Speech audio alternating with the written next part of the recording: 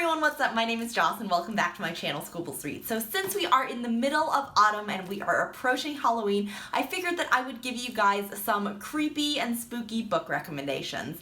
On my channel, I do this series called Hidden Gem Books where I talk about some lesser known books, and some recommendations for creepy books that I see going around BookTube a lot are like Night Film by Marisha Pessl and Bird Box by Josh Malerman, but if you guys have already finished those books or are just looking for something a little bit less well known, this video is the place where you can get those recommendations. So without any further ado, let's get into the books. My first recommendation is a book called White is for Witching by Helen Oyeyemi. This is a book about a girl called Miranda Silver who goes missing, and we find out that before she went missing, she experiences a lot of bizarre nightmares and hallucinations with some bizarre content.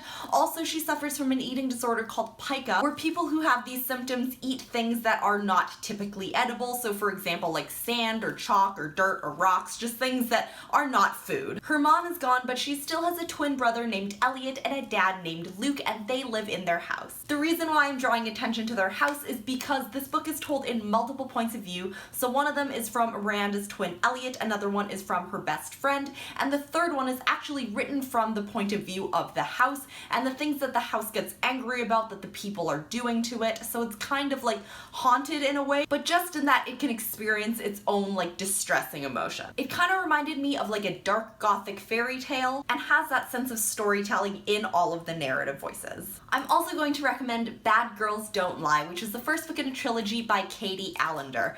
This book is about a girl named Alexis who is in high school, and as the trope goes, she doesn't really fit in with the rest of the girls. She has a younger sister whose name is Casey, and Casey is experiencing a lot of really strange things. She's developed a weird obsession with creepy dolls, and her patterns of speech get weird, and there are also some weird things that start to happen in the house. So for example, like the flickering lights that happen in horror movies. This book is super suspenseful, and I really enjoyed it when I read it. The next book that I'm going to recommend is Blood and Salt by Kim Liggett. This is about a girl named Ash who has a twin named Reese, whose mom was once part of kind of like this weird commune type group called Quivira. One day the mom goes missing and the twins go to Quivira to try and find her, and there they find out that she is going to be a part of like this sacrificial ritual. This ritual has been planned for like 500 years in the making. They also start having some weird thoughts about their ancestor named Katya, and her like memory and presence is kind of haunting Ash. There's also kind of like a side romance type of thing where Ash meets a dude named Dane, and there are some complications in their relationship because of different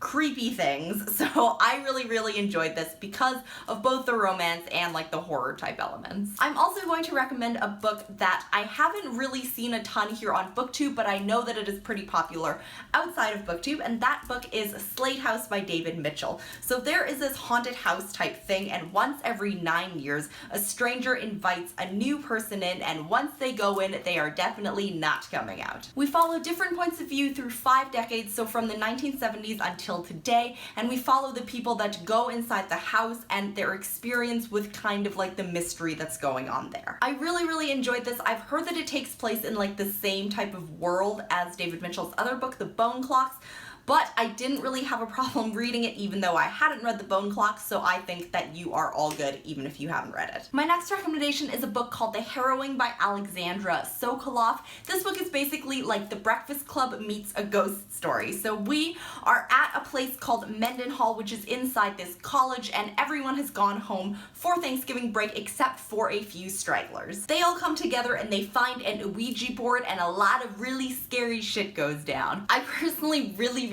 like The Breakfast Club, and this pulls on all of the different tropes.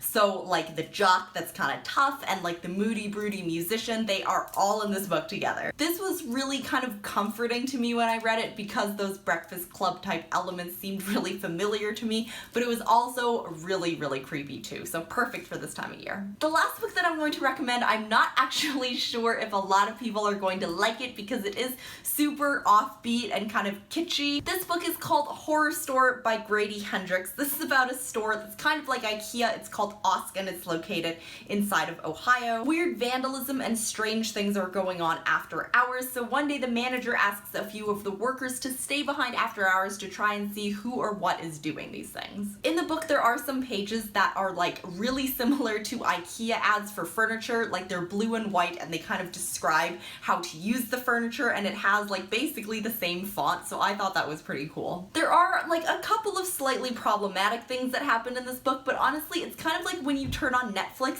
and you're just kind of like scrolling through the movies and you find these movies with like D-list actors and the quality of the production is like really low budget and it's like 1 star rated on Netflix, so you click on it but you can't really look away. That's kind of what happened with me when I was reading this book. That is it for this video. Please let me know if there are any other scary books that you guys are reading this year, or if any of these sound interesting to you. As always, thank you so much for watching, and I will see you in the next one. Bye.